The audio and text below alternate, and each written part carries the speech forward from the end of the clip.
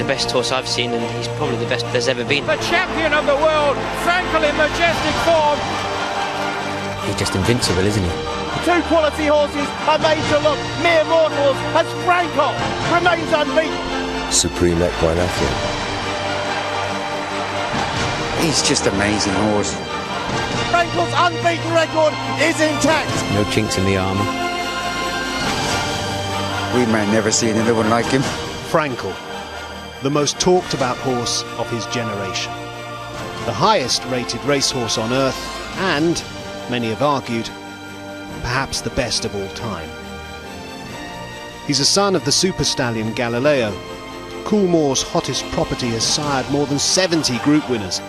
Galileo's impact is felt throughout the racing world, but this outstanding stallion is only one half of the equation. Frankel's mother has seen 3 foals hit the racecourse, all 3 have won at group level. She is proving a remarkable dam, a key part of Prince Khalid Abdullah's global breeding operation. Based at Banstead Manor Stud Farm at Newmarket, she is kind. Obviously she's made a tremendous start. The fact that her first 3 foals are group winners, and she's got a superb champion in Frankel.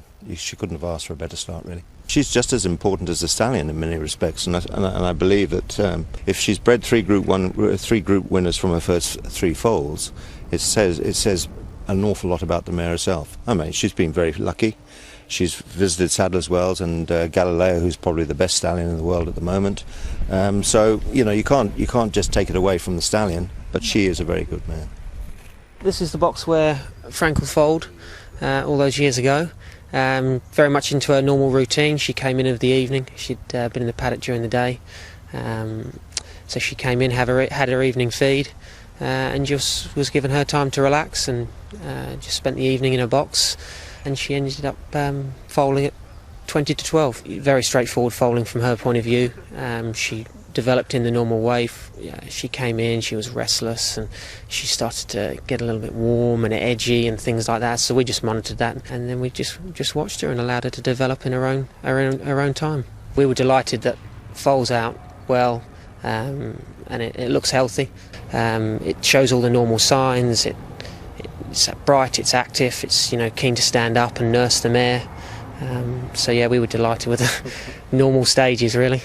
So once this beautifully bred foal was weaned, he was sent to Ireland, where Juddmonte's finest are reared on the best grazing around. Returning to Banstead Manor as a yearling, what impression did the young horse now make on the Juddmonte team? Very much as a physical specimen, he stood out. He was a very strong, very attractive colt, great walk on him. So yeah, he definitely stood out as an individual at that time. It's nice for us to have that gap when we didn't see him, because you can see how he's developed, and we knew he was a nice foal, and we were highly delighted with him. But when he comes back from Ireland, he was a strapping colt, and we thought the world of him then, and we just chuffed with how he developed. From day one, he was an extremely well-balanced, good-looking individual. He was very handsome, very attractive, well-made, with good bone and quality. And he had a rating of 7+, which in that foal crop was the highest rating. And I know that once he had gone to Ireland, and he was there as a yearling and being broken by Rory Mahon and his team, I know that Rory held him in very high regard. I think he was rated 7++, and I'm sure, looking at Lord Grimthorpe's reports, he was rated 8++ before he went into training, which is a very, very high mark. So all the way through his career, the team in general have rated him probably as the highest individual within that crop. Bred for greatness. His development was so good that this young colt would now be named for greatness. The legendary American trainer Bobby Frankel had masterminded some of Juddmonte's greatest successes on the track. Only a horse worthy of the mantle could be named after him. This was that horse. This was Frankel.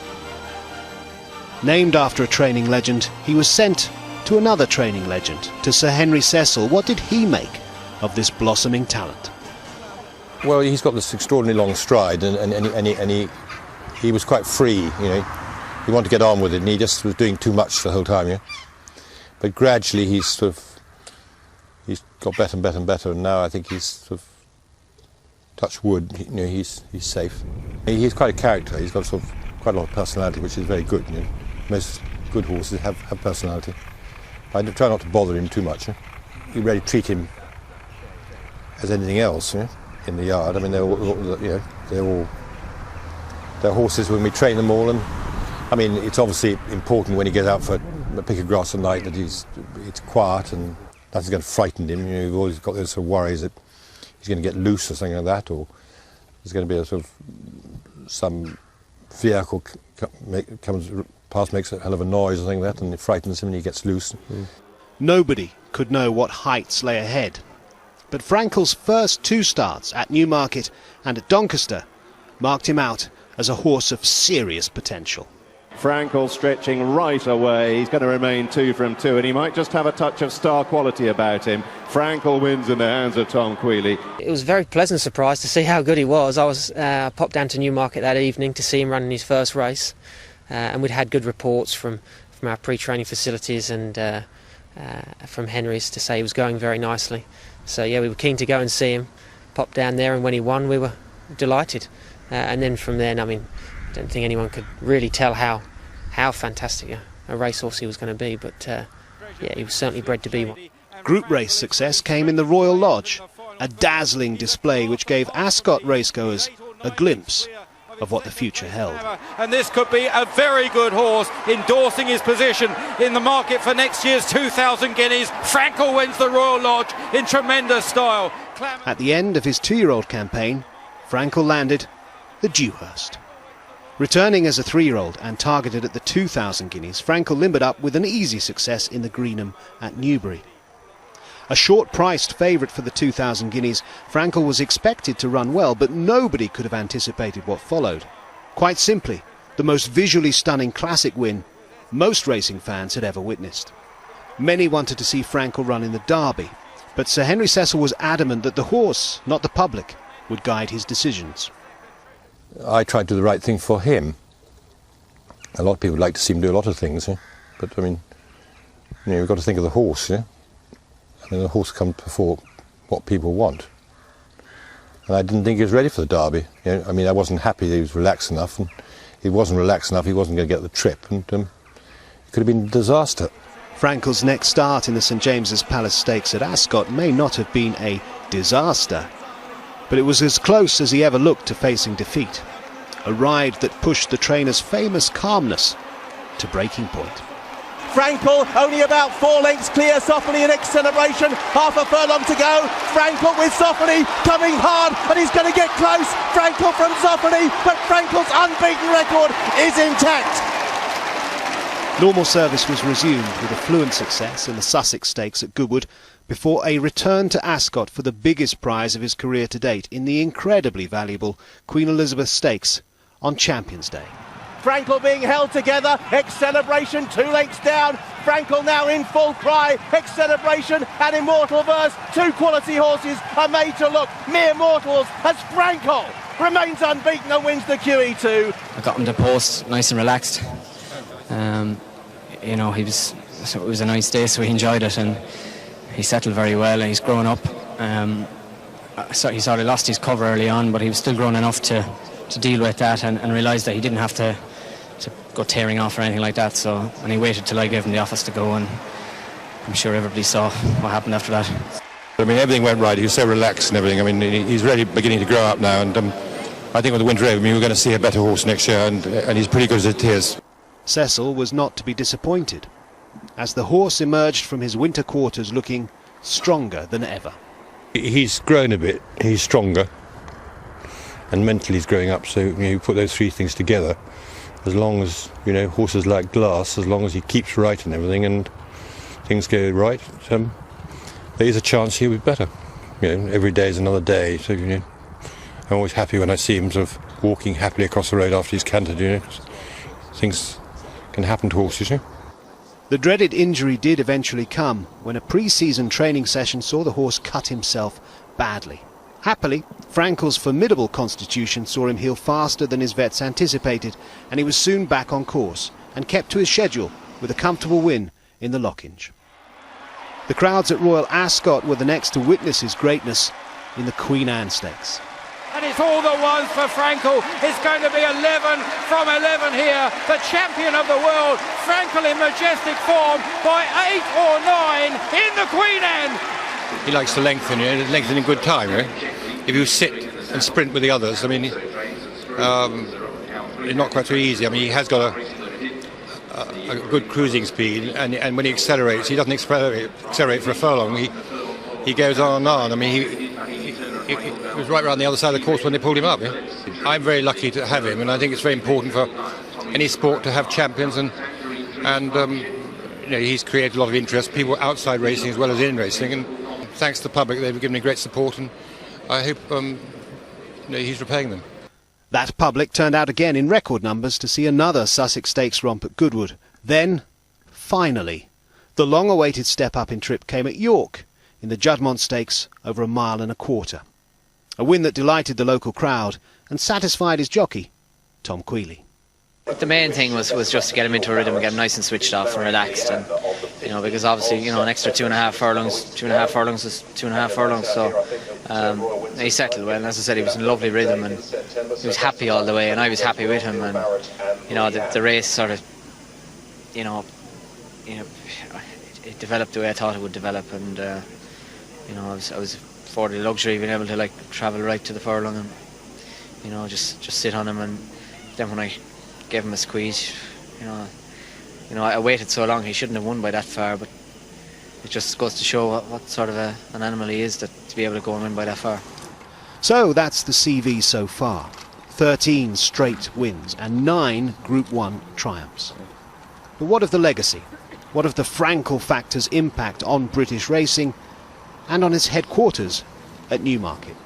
It's very important that Newmarket's seen as a place where top-class horses are trained. It's a fact of racing life that people with prospects that they believe to be top-class will send them where top-class horses are already trained. I mean, we're really lucky in that there's been some wonderful horses trained here in recent years.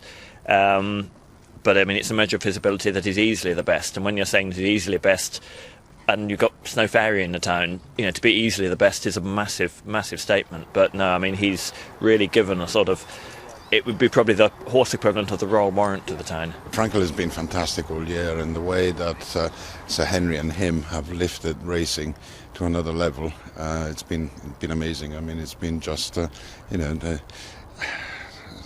captured the imagination of people that weren't captured by racing before, and he's such a fantastic horse, and Henry is such a fantastic trainer that it couldn't have been a better pairing.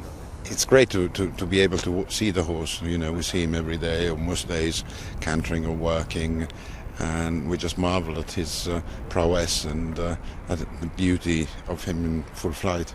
It's great to have a horse like a Frankel in Newmarket. It's been a good publicity for everybody. I think it's a joy to see him out every day, and such a brilliant racehorse. So yeah, definitely, I think people have to appreciate, and the trainers, of course, all the riders and everybody involved in racing appreciate how lucky we are to have him here. When it comes to choosing favourite Frankel moments, we're spoiled for choice. The most vivid one, obviously, is his latest in the Juddmonte. But also the 2,000 guineas was spectacular, absolutely spectacular. Well, my favourite Frankel memory is probably when I didn't have a celebration in the race and beat me. I think all his races have been impressive, but the one I thought was astonishing. There was in the 2,000 guineas when he won a Newmarket. Just no one expected him to make the running, and to win it with that margin, I thought it was just astonishing.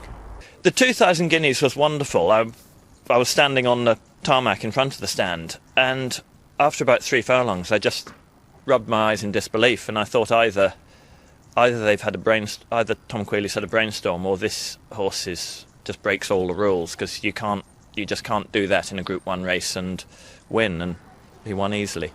But I think what really brought it home to me, I saw him gallop on across the flat probably about 2 weeks before the QE2 last season, probably about maybe this week last year. And, at that point, I'd got to thinking every time Frankel runs, he will almost certainly win. But when I saw him gallop, and I just thought, they're not aberrations. He goes out and does this twice a week. He just made his workmates, who are group class horses, look like selling platers. And I thought, he genuinely is every bit as good as when he runs. But I mean, every race has been special. The Juddmonte was very special. My favourite memory of him is just seeing him in the mornings, though. I absolutely love it. I get such a buzz.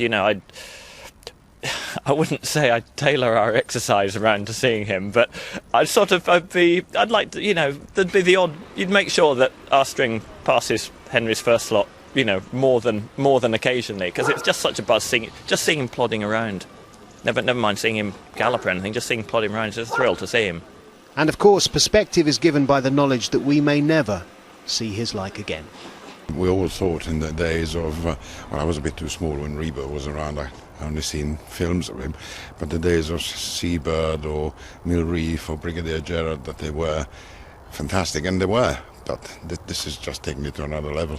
You couldn't say he isn't the best horse that's ever been trained here. He's the best horse that's been trained here for a long, long time. Anyway, in the pantheon of great horses in Britain, he's right up there. And the pantheon of great horses in Newmarket, he's definitely right up there. It's just such a thrill for the local press. It's a big story in Newmarket Journal when Frankel does something. Not necessarily races, does something. It's just a massive boost for the area. And I hate to use the word feel-good factor, but he's brought the feel-good factor to the town.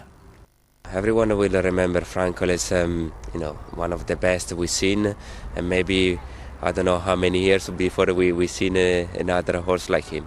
In one word, describe Frankel. Phenomenal. Superb. I would say supremely talented, but that's two, so I'll just say brilliant. It's taken 30 years to breed a horse like this, and given the number of mares that we have and the horses that we've bred over the years, this is a very, very special horse. It's outside of Dancing Brave, he's probably singly the best horse that we have ever bred. And although we didn't breed Dancing Brave, but he is the best horse we've ever bred. He's exciting to watch. He brings the crowds to the course. It's just what racing needs. And we're lucky to have the mare here, back in foal to Galileo again, due next year early. So we fingers crossed, we hope we can have a repeat. It's unlikely that Kind will produce another Frankel. All the more reason then to enjoy Frankel while he's still here and still racing.